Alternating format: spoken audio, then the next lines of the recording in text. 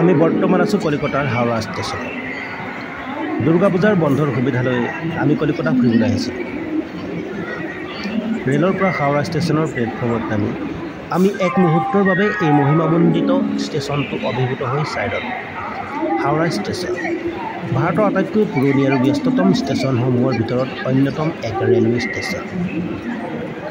প্লেটফৰ্মৰ পৰিসৰ আৰু ব্যস্ততাৰ মাজত আমি নিজকে এই বিশাল স্থাপত্যৰ এক অংগ যেন অনুভৱ কৰিছিলোঁ।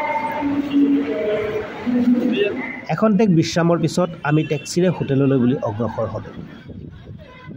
যাত্ৰাৰ পথত আমি হাওৰা দলং আৰু নতুন হাওৰা দলঙৰ তথা চহৰৰ চিত্ৰ বিচিত্ৰ দৃশ্য উপভোগ কৰি আমি আগতেই বুকিং কৰি থোৱা হোটেল পালোহি।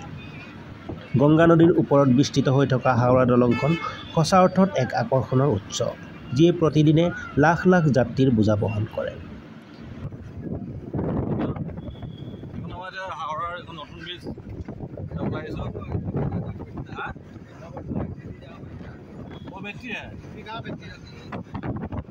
অফিস है क्या?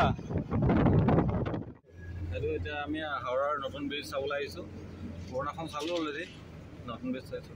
মই গাড়ী ধুনীয়া ব্ৰিজখন বহুত ধুনীয়া। বেগটো দেখা দিয়ক। নাই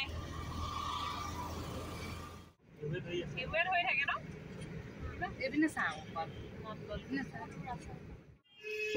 আমি হোটেলত উপস্থিত হোৱাৰ পিছত আমি কিছু বিশ্ৰাম ল'লোঁ।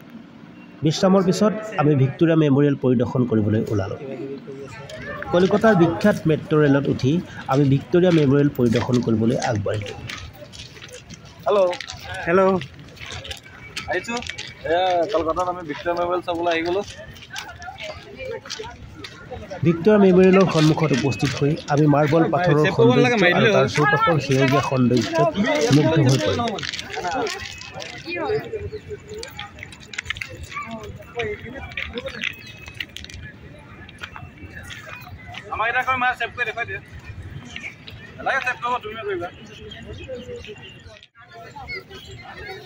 সেউজীয়া বাগিচা আৰু ফুলৰ মাজত জিলিকি থকা বগা মাৰ্বলৰ স্মৃতিস্তম্ভটোৱে যেন আমাক এখন কল্পনা ৰাজ্যলৈ লৈ গ'ল।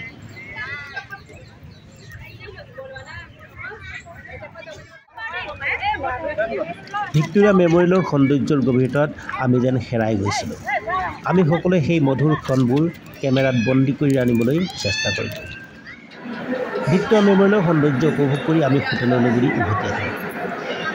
এটি অতি মধুৰ দিনৰ অন্তত আমি কলিকতা ভ্ৰমণৰ অভিজ্ঞতা লাভ কৰিলোঁ।